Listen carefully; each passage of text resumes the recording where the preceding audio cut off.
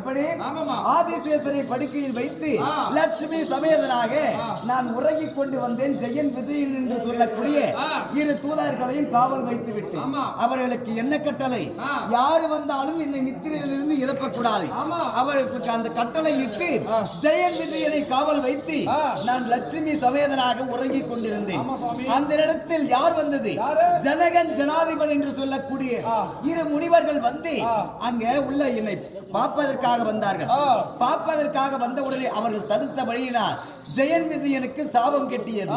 என்னவென்று, எப்பொழுது நீங்கள் எங்களை பார்க்க விடவில்லையோ இன்று நாளையிலிருந்து நர மனிதராக 7 பிறவி பிறப்பாய், பிடி சாபம் என்று கொடுத்தார்கள். அவர் ஜெய விஜயன் என்னிடம் அழுந்து கொண்டு வருகிறார்.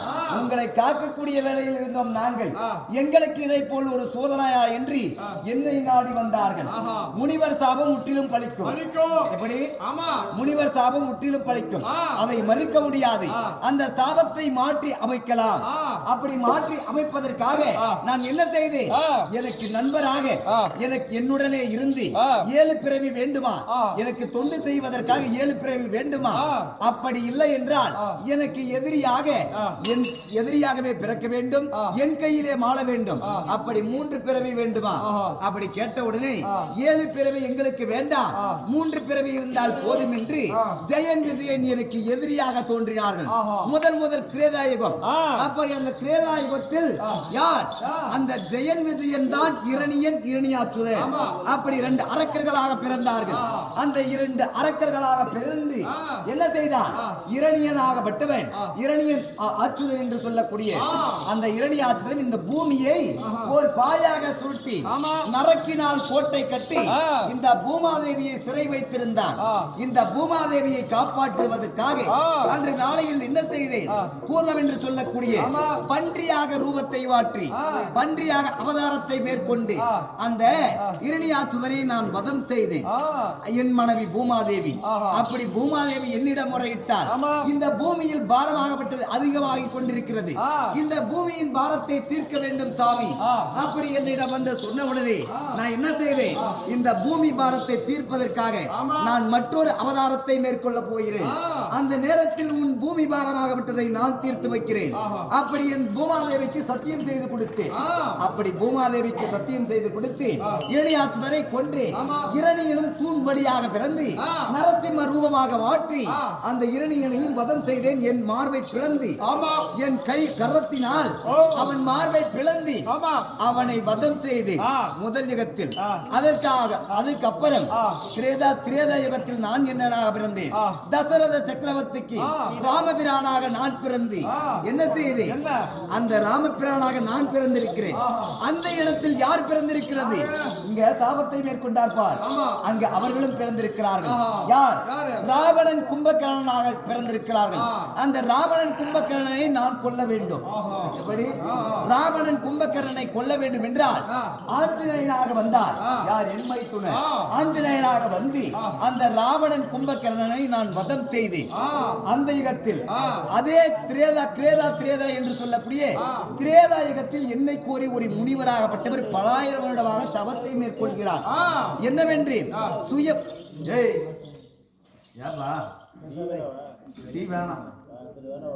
நீ பாட்டு சைலண்டா இருந்தா போதும். அப்படி திரேதாயுகத்தில் நான் ராமபிரானாக பிறந்து யாரை மடித்தேன்? ராவணன் கும்பகர்ணனை வதம் செய்து இருவரையும் வதம் செய்து அன்று நாளையில் ஒரு முனிவராகப்பட்டவர் தவம் இருக்கிறார். என்னை மகனாக பெற வேண்டும் என்று பல ஆயிரம் வருடமாக தவம் இருக்கிறார். அவர் தான் சுயம்பு மகாமுனிவர். அப்படி சுயம்பு மகாமுனிவராகப்பட்டவர் என்னை கோரி தவம் இருக்கிறார். நான் போய் காட்சி அருள் அளித்தேன். அதற்கு என்னவென்று என்னை அவர் மகனாக பெற வேண்டும் என்று அவர் தவம் இருக்கிறார் அல்லவா? தவத்தை மேற்கொண்டார். நான் போயிருக்கிறேன். அந்த இடத்தில் போய் நான் காட்சி தந்து அருள் பாலித்தேன். என்னவென்று அடுத்த யுகமாகப்பட்டது துவாபரா யுகம் பிறக்க போகிறது. அந்த துவாபரா யுகத்தில் நான் சின்ன கிருஷ்ணனாக பிறக்க போகிறேன். அந்த கிருஷ்ணனாக என்னை நீயே பெறுவாய் என்று நான் அங்கு அவருக்கு வரத்தை கொடுத்தேன். அப்படி நான் என் அழகாகப்பட்டது கருத்த வேணி ராம அவதாரத்தில் எங்க அப்பனுக்கு ஏகப்பட்ட பத்தினி, நான் ஏகபத்தினி விரதனாக பிறந்து சீதைக்கு மட்டும்தான் என் உடலை தொடுவதற்காக அனுமதி உண்டு. சீதையை தவிர மற்றொரு மனைவி என்று சொல்லக்கூடிய பெண்கள் என்னை முட்டக்கூடாது. ஆண்களாயிருந்தாலும் சரி பெண்களாயிருந்தாலும் சரி என்னை முட்டக்கூடாது என்று அங்கு என்னை தீண்ட வேண்டும், என்னை கொல்ல வேண்டும் என்று யார் தவம் இருக்கிறார்? பலாயிரம் என்று சொல்லக்கூடிய 12,000 முனிவர் என்று சொல்லக்கூடிய முனிவர்மார்கள் தவம் இருக்கிறார். அங்கு நான் காட்சி தந்து இந்த யுகத்தில் ஆகாது, அடுத்த யுகம் துவாபர யுகம் பிறக்கும். அந்த யுகத்தில் நான் கண்ணனாக பிறப்பேன். நீங்கள் கோபால மாதவனாக பிறந்து என்னை வந்து தூக்கலாம் கொஞ்சலாம் என்று அங்கு நான் அவர்களுக்கு அருள் அளித்தேன். அப்படி அவர்களுக்கெல்லாம் அருள் அளித்து அந்த யுகமாகப்பட்டது முடிந்து விட்டது. எப்படி அந்த யுகமாகப்பட்டது முடிந்து விட்டது. நான் இந்த யுகத்தில் பிறந்திருக்கிறேனே, இந்த துவாபர யுகத்தில் பிறந்திருக்கிறேன். நான் யாருக்கு பிறந்தேன்?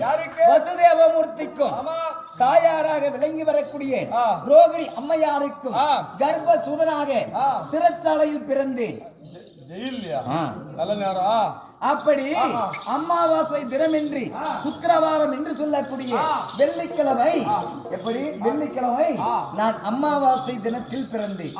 நான் பிறந்த உடனே என் தாய் மாமன் கம்சனுக்கு சாபம் இருக்கிறது.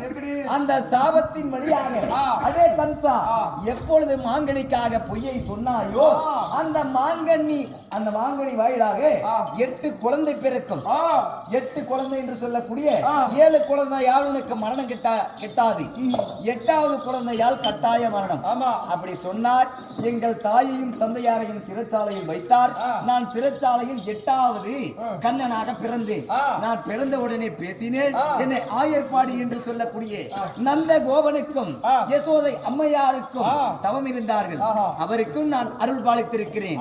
வளர்ப்பு மகளாக நீங்கள் பெறுங்கள் அப்படி என்று சொல்லக்கூடிய நந்தகோபன் வீட்டில் யசோதை அம்மன் இடத்தில் நான் எப்படி வளர்ந்துகிறேன்? அப்படி எப்படி விளைகிற தெரியுமா?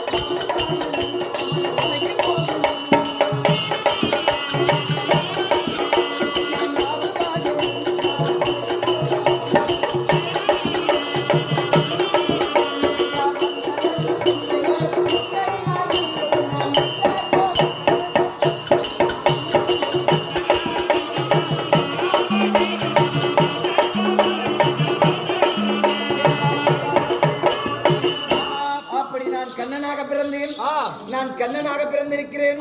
இந்த பூமியின் பாரத்தை தீர்ப்பதற்காக, அந்த பார்வதியின் குறையை தீர்ப்பதற்காக அங்க அங்காளமாவாக ரூபம் கொண்டிருக்கிறார். அவளுக்கு நான் சத்தியம் கொடுத்திருக்கிறேன். அந்த யுகத்தில் நரபலி கொடுக்க முடியாது. 18 அகுரோணி சேனையை மடித்து நான் உனக்கு 18 அகுரோணி சேனை நரபலியாக தருகிறேன் என்று சத்தியத்தை செய்து கொடுத்திருக்கிறேன்.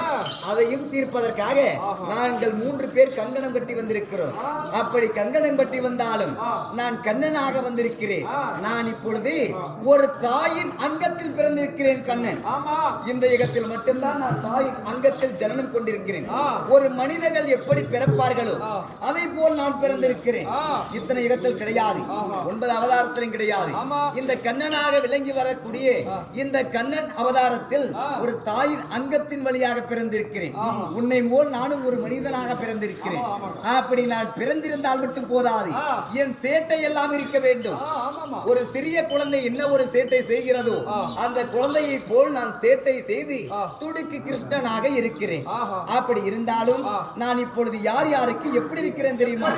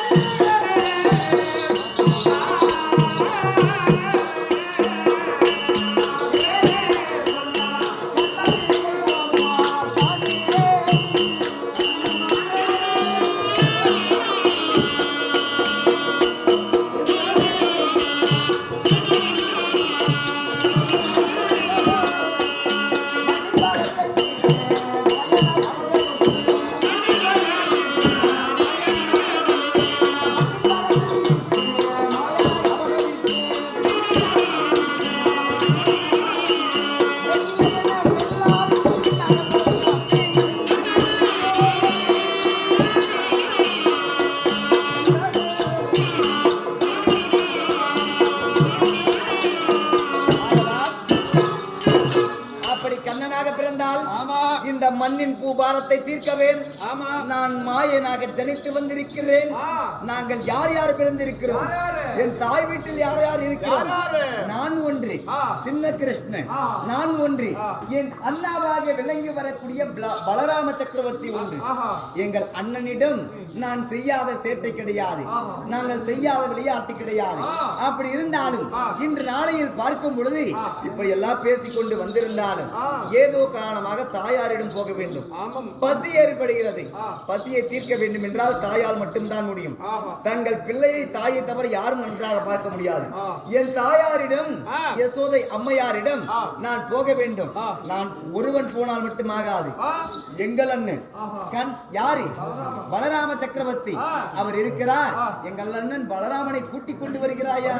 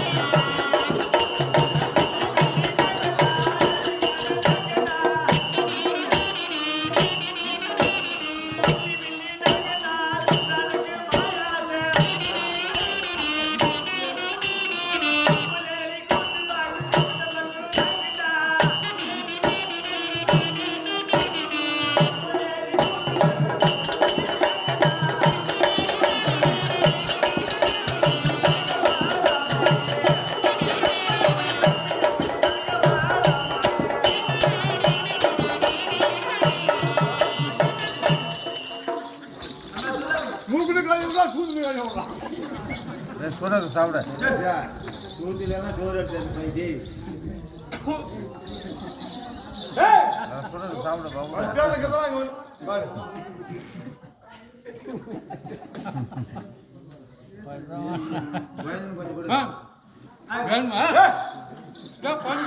கொஞ்சம் வேணா ஒண்ணு போ.